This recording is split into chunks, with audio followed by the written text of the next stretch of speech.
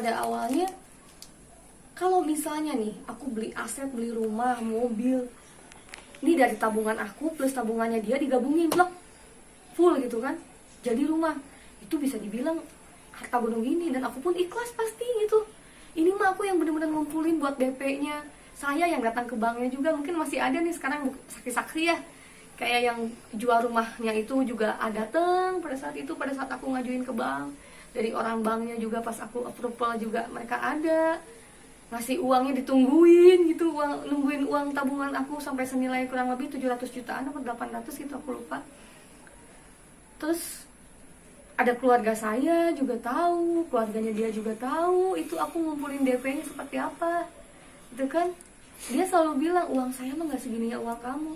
Jadi saya pakai hati nurani, oh kasihan dia ya udahlah pakai uang aku aja dulu gitu, pakai uang aku gitu pribadi untuk beli aset itu kan. Aku pikir pada perjalanannya tuh dia bisa DP yang dulu kita bagi dua ya. Nah kalau kayak gitu kan enak gitu, ini nggak sama sekali. Ya mungkin dia ada beberapa kali dari sekitar 5 tahun apa 6 tahun gitu dia nyicilin, sekali 2 kali sih emang ada gitu mungkin ya. Tapi ya bandingin aja dari hampir 4 apa 5 tahun dia cuma nyicil sekali 2 kali. Rasanya aku gantiin sekarang juga bisa gitu kalau misalnya dia tetap ngerasa ada andil gitu. Gitu maksudnya ya nggak fair banget. Sampai detik ini pun aku masih bayar cicilannya, maintenance-nya, untuk bayar lingkungannya di situ, bayar sampah segala macam, kebersihan gitu kan, maintenance-nya. Jadi ya kayaknya nggak ini aja tuh, hati kecilnya di mana gitu nurani. Sebenarnya kemarin aku tuh udah ngasih penawaran buat dia, karena aku bilang kalau dia berpegang pada dalil perundang-undangan di Indonesia tentang harta gunung gini, silahkan kalau dia masih kekeh dengan itu. Cuma gimana hati nuraninya gitu. Saya aja nggak nuntut sepeser pun dari dia. Sekarang dia yang nuntut hasil dari kerja keras saya gitu, sampai saya kepayahan kesana kemari gitu kasarnya. Dan kemarin saya bilang sama dia bilang saya nggak nuntut banyak kok. Saya cuma minta rumah yang di Pondok Gede yang senilai 2,5 plus mobil Civic yang saya pakai plus motor Harley yang dia pakai juga. Dia minta itu full. Udah saya nggak akan minta-minta lagi dong gitu katanya, minta-minta lagi ke kamu gitu ya. Tapi kan dia dengan ringannya gitu dia ngomong seperti itu, saya cuma minta rumah yang sampai detik ini saya cicil, dan rumah itu ditinggalin sama orang tua saya. Kalau ke Jakarta ya otomatis dia mengusir, paksa orang tua saya untuk tidak tinggal di situ lagi gitu rasanya. Itu satu. Dia minta mobil Civic yang saya pakai juga, ya itu namanya bukan minta secara baik-baik, itu mah malak namanya gitu kan gitu. Jadi sempat shock juga. Terus kemarin aku bilang, daripada kamu mengharapkan harta yang memang bukan hak kamu, gimana saya ngasih penawaran nih lewat mediasi antar lawyer, mending saya kasih modal aja buat usaha gitu, senilai 50 juta. Silahkan kamu pakai dengan buat apapun, yang pasti ini uang dari tabungan saya sendiri sisa pandemi kemarin, karena saya juga nggak ada pemasukan, saya juga harus nge-backup keluarga. Saya ikhlas 50 juta nih saya kasih ke dia buat modal bisnis gitu.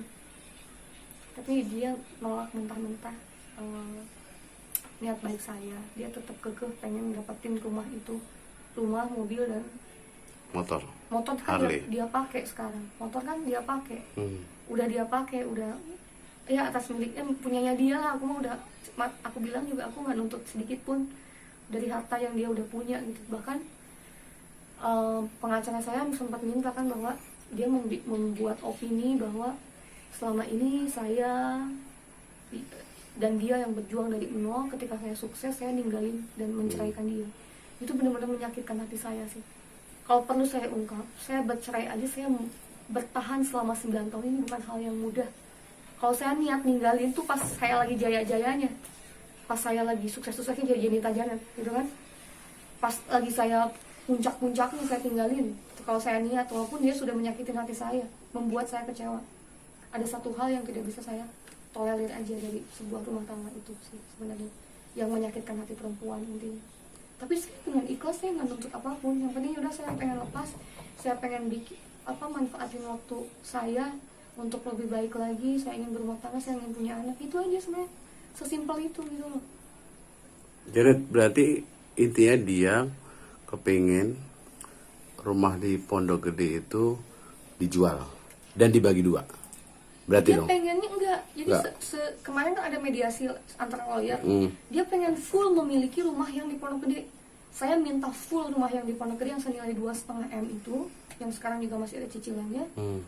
Plus mobil Civic saya, plus motor Harley-nya dia, jangan diganggu gugat gitu. Dia minta 3 hal itu yang menurut saya itu Aneh. sangat besar sekali jumlahnya itu.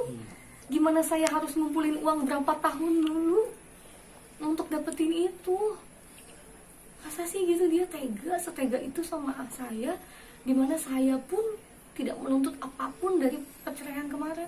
Dia janji dulu mau ngasih tempat tinggal sebagai kepala rumah tangga, mau ngasih kendaraan, mana saya nggak nuntut dia. Saya juga udahlah janji yang dulu udah saya maafin, udah saya cash close aja gitu tadinya. Tapi dia kok, itulah manusia kadang-kadang. Ya apa yang saya lakuin ya saya cuma ngumpulin bukti-bukti aja bahwa selama ini kan mereka bilang bahwa saya yang meninggalkan, menceraikan Alif ketika saya sukses. Sama sekali enggak ya, saya bercerai aja gara-gara dia gitu. Dia pun sudah mengakui kesalahannya, udah cash close gitu kan. Nah saya pun jujur gitu pada saat kemarin dibilang saya meninggalkan dia pada saat saya sukses, saya benar-benar ngegaji dia profesional seperti dia manajer asli, manajer expert gitu kan kasarnya. Padahal ya dia masih harus banyak belajar lah untuk jadi seorang manajer, gimana caranya cari job dan segala macam gitu kan. Nah dia udah dapat uangnya itu sebesar 1,1 M lebih, bahkan itu baru 2 tahun yang dihitung gitu kan. Tahun-tahun 2 tahun ke belakang belum saya hitung gitu kan. Otomatis kalau dia nuntut saya terhadap uang-uang nyanyi saya nih yang saya beliin aset, otomatis uang yang dia dapatkan juga selama pernikahan bersama saya dia harus gabungin dong, ya kan? Nah kemarin dia bilang, kok uang-uang yang sudah kamu kasih ke saya kok kamu ungkit-ungkit gitu, tega banget kamu. Nah saya juga bingung, dia nuntut uang nyanyi saya, ya kan? Uang tabungan saya, tapi uang gajinya dia nggak mau digabungin gitu jadi harta gunung. Ini kan saya bingung gitu. Akhirnya saya kasih dong berkas-berkas kemarin, saya cetak rekening koran, saya kasih ke lawyer saya, ini loh bukti saya sudah transfer uang senilai 1,1 M lebih plus berapa ratus juta gitu untuk saya bayar dia gitu. Nah dia nggak mau saya ungkit-ungkit itu, dibilangnya kok saya tega banget gitu.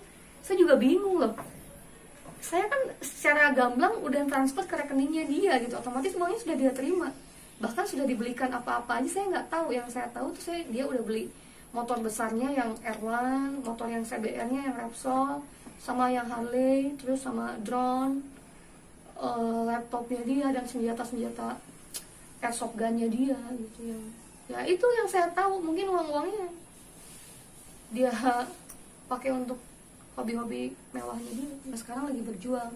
Kalau memangnya misalnya ada haknya pun dia, yang memang saya sudah berjuang nih sekuat tenaga, tapi ternyata masih ada haknya dia, ya saya juga harus ikhlas gitu.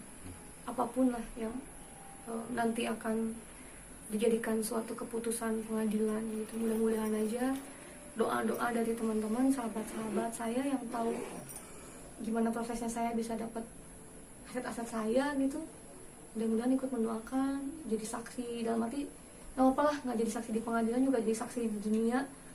Ada Allah gitu yang jadi saksi nanti di akhirat gitu. Walaupun memang misalnya Alif harus mendapatkan yang bukan haknya, ya juga dia yang harus bawa rezeki itu, harta itu dengan baik gitu kan. Oke, sip. Apa?